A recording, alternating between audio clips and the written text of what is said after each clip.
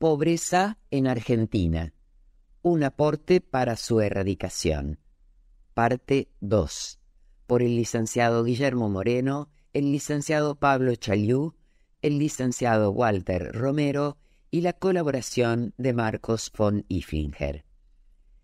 Existen diversas formas de evaluar el comportamiento de una economía, dada la multiplicidad de variables a considerar: los precios relativos de los bienes y servicios, su abastecimiento, la penetración en terceros mercados, la participación del sector público y privado, el nivel de endeudamiento, la competitividad sistémica del aparato productivo, etc.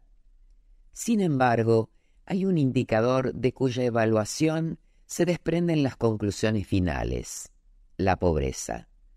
Si ésta aumenta, cualquiera sea la evolución de los otros numerales, se considerarán como un fracaso las políticas implementadas al ser el saldo negativo.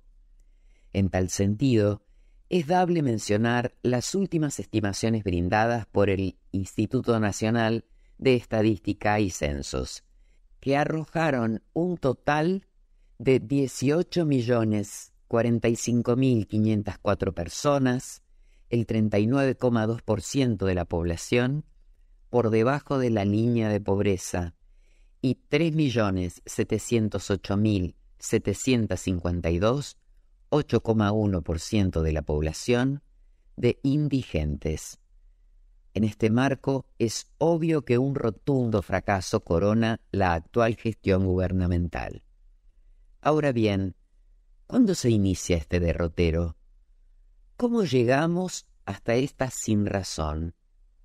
El presente encuadre económico, que comienza con la devaluación del 23 de enero de 2014 y se profundiza posteriormente, alcanza su punto de inflexión luego de la contienda electoral de medio término en el 2017, cuando se debe recurrir al endeudamiento con el Fondo Monetario Internacional para sustituir al del sector privado extranjero, que hasta ese momento había hecho las veces de pulmotor de un diseño económico inconsistente. Así, en el domo del FMI, se manifestaba, entre otros aspectos, que el organismo también consideraba insostenible el esquema planteado, apostando ante el irremediable final a convertir la explosión en implosión, previniendo los contagios a la región y al mundo de la entropía argentina y, posteriormente, en una adenda al contrato original, se prohíbe la expansión de la base monetaria, espiralizando la tasa de interés y, en consecuencia, el costo del crédito, afectando severamente la actividad económica. Por lo tanto, la derrota en las venideras elecciones presidenciales era de fácil augurio. Pero, al mejor estilo de El gato pardo, todo cambió para que nada cambie. Y tras la asunción de la nueva administración, fiel a su impronta de improvisación como modus operandi, se profundiza el deterioro. Finalmente, como quedará palmariamente explicitado en Acuerdo con el FMI, ya salió mal, se dio el peor de los resultados, graficado en contar con 3 ministros de Economía en el lapso de alrededor de un mes, siendo el último quien se consagrara como el encargado de continuar con el rumbo trazado. Ante este panorama, el relato construido en torno a una supuesta recuperación económica queda a las claras desestimado. Ahora bien, en aras de revertir el calamitoso sendero transitado que se encamina a cumplir 10 años, configurando una década perdida, es que resulta necesario abundar en la clarificación cuantitativa del fenómeno que nos abruma. Para ello, algunas cuestiones metodológicas que iluminan. En nuestro país, la medición de la pobreza a través del método de ingreso monetario como estadística regular, tiene menos de 4 décadas. Es un cálculo indirecto y unidimensional, cuyos resultados se obtienen comparando los declarados por los miembros del hogar con los estimados para la satisfacción de las necesidades de las personas. Al clasificar como pobres indigentes a aquellos hogares y a sus integrantes que no alcanzan a comprar el valor teórico de la canasta básica alimentaria, y como pobres a los que no adquieren el de la canasta básica total. No se identifican necesidades primarias no cubiertas, sino que se asume su insatisfacción. Asimismo, quedan excluidos de la medición tanto los factores estructurales, saneamiento y calidad de la vivienda, como las asignaciones secundarias de ingresos, educación, salud, esparcimiento, etc. El valor de la canasta básica alimentaria se calculaba actualizando el monto de una canasta de costo mínimo, que el gobierno de Raúl Alfonsín fijó en el equivalente a unos $17 por mes, mediante un trabajo datado en 1985 que se denominó Investigación sobre Pobreza en Argentina. Desde esa época hasta el 2013, tanto aquella como los componentes no alimentarios de la canasta básica total se indexaron con las variaciones relevadas por el índice de precios al consumidor.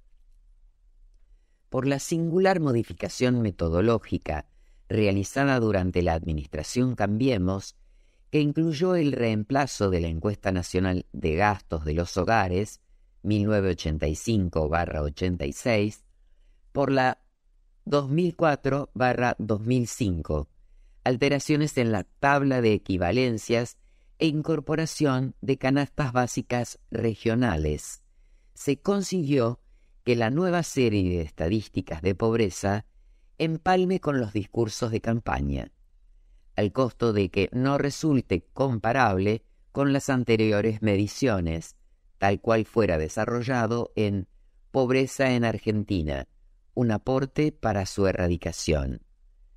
La diferencia entre aplicar un método u otro se encuentra en el entorno de 14 puntos porcentuales.